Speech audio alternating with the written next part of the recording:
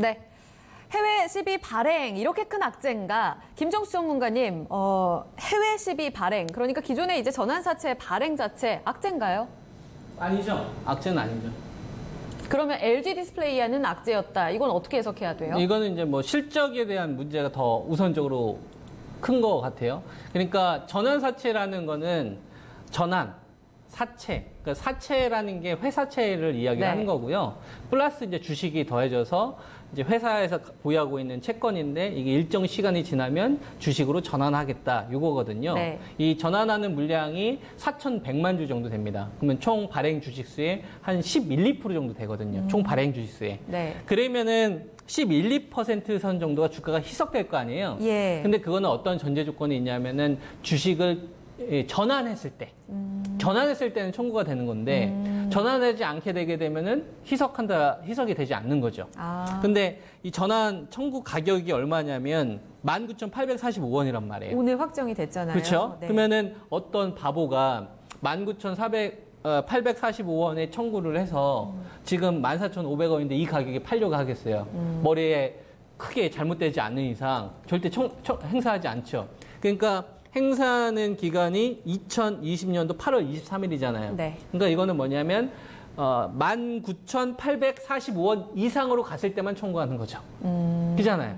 그러니까 우리가 전환 사채라는 건 뭐냐면 무조건이 아니라 옵션인 겁니다. 네. 채권을 가지고 있다가 네. 주식이 올랐었을 때 내가 가지고 있는 채권을 주식으로 전환한다. 이게 10이잖아요. 네. 체인지 본드. 네. 본드가 채권을 의미하는 거고 체인지 한다는 얘기예요. 체인지라는 건 회사에서 회사채를 주식으로. 그러니까 그게 아닌 거고 그게 본질적인 악재가 아닌 거죠. 네. 근데 더 큰 악재로 볼 수 있는 거는 이 LG 디스플레이 산업에 대해서 정말 문제가 있다라고 투자가들이 생각을 하는 겁니다. 지금 이 상황 자체가요? 아니, 그러니까 돈을 마련하는 것까지는 좋은데 네. LG 디스플레이 입장에서는 돈이 지금 계속 필요하단 말이에요. 네. 그래서 그 애플한테 돈 조달받아가지고 파주 쪽 해가지고 3조 투자했는데 이 OLED에서는 막상 돈이 안 되고 LCD가 주 수익 구조인데 이 BOE라든지 중국에 있는 업체들은 점점 밀리니까 경쟁이, 네. 비전이 안 보이는 거죠. 그래서 오히려 오늘 나온 이 폭락은 네. 앞으로 19,845원을 수렴하기 위한 저점이 될 수 있습니다. 그래서 이것 때문에 급락했다라고 보는 건 아니고요. 네. 급락은 전환 청구해서 행사하면 정말 주식의 가치가 희석되는 건 문제가 되는 건데 네. 청구 안 하는 거잖아요. 그러니까 이거는 심리적인 요인이 더 큰 거고 실적이 박살난 상태인데 유보율도 지금 600%밖에 안 되니까 네. 비전이 안 보이는 거예요. 그거에 따른 이제 실망 매물들이 오늘 한꺼번에 로스컷 물량들이 쏟아진 거고. 네. 네.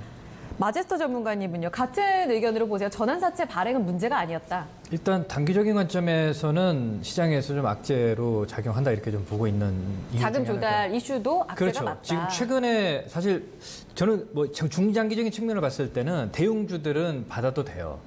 예를 들어서 뭐 우리가 주주 배정 방식이라든지 뭐 이렇게 지금은 이제 전환사채라든지 뭐 CB라든지 최근에 많이 발행을 한다는 얘기는 그 기업들이 어렵다 보니까 자금을 조달하기 위한 어떤 수순이다 이렇게 좀 볼 수가 있거든요. 그래서 지금 사실 LG 디스플레이가 전환 가격을 보게 되면 19,000원권인데 중요한 건 표면 이자율이 한 1.5% 정도인데 네. 중요한 건 지금 이 자리에서는 어느 누구도 받지 않겠죠. 그 가격이 기간이 2020년 8월이니까 네. 아직까지 여유가 있고 사실 제가 봤을 때는 중장기적인 측면을 좀 지켜봐야겠지만은 최근에 일단 뭐 대형주들 조금 약간 좀 수급 측면이 좀 약하잖아요, 그죠? 그러다 보니까 어떤 지금 LG 디스플레이 같은 경우는 뭐 단기적인 관점에서는 악재로 작용할 수밖에 없지 않느냐 이렇게 좀 보고 있고 네. 또 우리가 주가가 올라가기 위해서는 당연히 지금 2분기뿐만 아니라 3분기 실적이 개선이 돼야 되는데 그렇죠, 나와줘야 되는데 지금 네. 그런 부분들이 없기 때문에 이건 뭐 아무도 매수를 하지 않을 것 같아요, 당분간은. 그렇죠. 네.